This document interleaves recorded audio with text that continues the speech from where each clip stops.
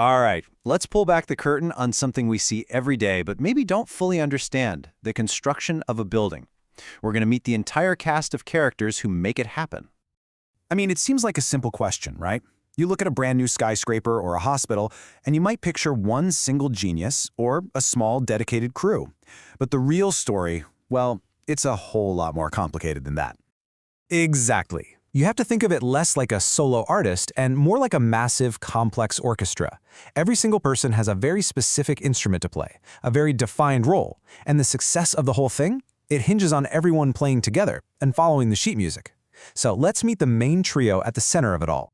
At the very heart of literally every construction project, you're going to find these three key players. They form what's known as the project's core triangle. The whole project's success, its stability, it all rests on how well these three work together. Let's break them down. So first up, we've got the owner. This one's pretty straightforward. It's the person or the company with the vision and, let's be honest, the money. They're footing the bill, they provide the land, and they have the final say on what gets built. They've got some real power here. They can make the big decisions and even stop the work if they need to. Next in the triangle, we have the architect or the engineer. We usually just call them the AAE. Now this is the designer. They're the ones who take the owner's big idea and translate it into a detailed set of blueprints. During construction, their job is to be the owner's eyes and ears on site, making sure what's being built actually matches their design. And this is a key point. They make sure the what is right, but they don't tell the contractor how to do the building. And that brings us to the third point of the triangle, the contractor. This is the boots-on-the-ground leader. They're in charge of the how. They hire all the trades, they manage the schedule, they make sure the site is safe, and ultimately, they're the ones responsible for turning those drawings into an actual, physical building. And you can see here just how delicate this balance really is. Each one is totally dependent on the others. The contractor needs the owner to pay the bills and make decisions quickly. Everybody needs the AE to be professional and fair. And of course, the whole thing falls apart if the contractor isn't competent. It's a true three-way street. But of course, those three are just the headliners. For any project to actually succeed, you need a massive supporting cast. We're talking everyone from super specialized experts to the official rule keepers. And just look at this list, it's huge. You've got your subcontractors, the electricians, the plumbers, the painters, you've got the suppliers bringing in every single nut and bolt. Then there are consultants, inspectors, and these really important folks called authorities having jurisdiction, or AHJs. When you see a list like this, you start to get a feel for the real complexity of it all. Now, with all these different people involved, how do you make sure they're all playing the same game? Well, there's a critical legal idea called flow-down provisions. It basically just means that the main contract rules that the contractor agrees to with the owner, they flow down and apply to all the subcontractors and suppliers too. It keeps the whole operation consistent and prevents chaos. Now let's talk about two of those key watchers for a second, because it's easy to get them mixed up. On one side, you have the AHJs. Think of them as the city building inspectors. They don't work for the project, they work for the public to enforce safety codes. Then on the other side, you have testing agency inspectors. These are specialists often hired by the owner to do very specific quality checks, like making sure the concrete is strong enough. So one enforces the law, the other verifies quality.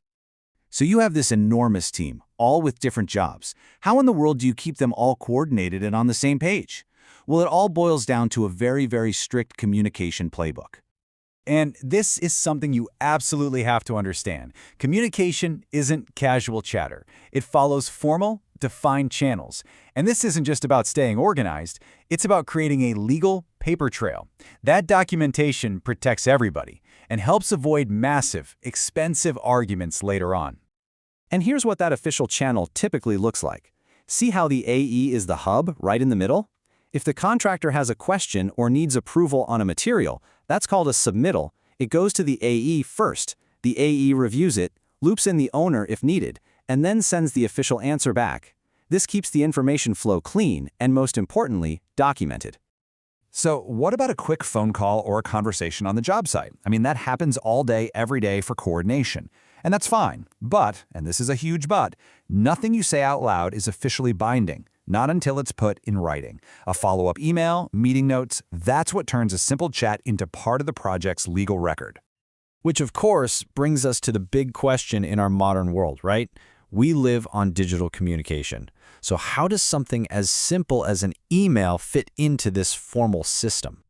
Well, email has pretty much become the main tool. It's fast, it's traceable, and it's great for sending documents and photos. But it's really just one piece of a bigger digital toolbox. You've got project websites acting as a central library for documents, digital photos, videos, even text messages for quick updates from the field. It's all about using the right tool for the message. But with all that speed and convenience comes a need for some serious discipline. Every single one of those emails, texts, and uploads can become part of the official project record. So the rules have to be clear. Always be professional. Make sure everyone knows which communications are binding, and make sure everything is recorded properly. Just because it's fast doesn't mean it's not formal. So after looking at this whole cast of characters and the complicated web that connects them, it leaves you with the really interesting question.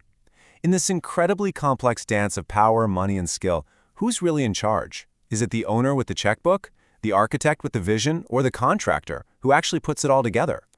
Maybe the answer is that there isn't one single leader. Maybe the true masterpiece is the collaboration itself.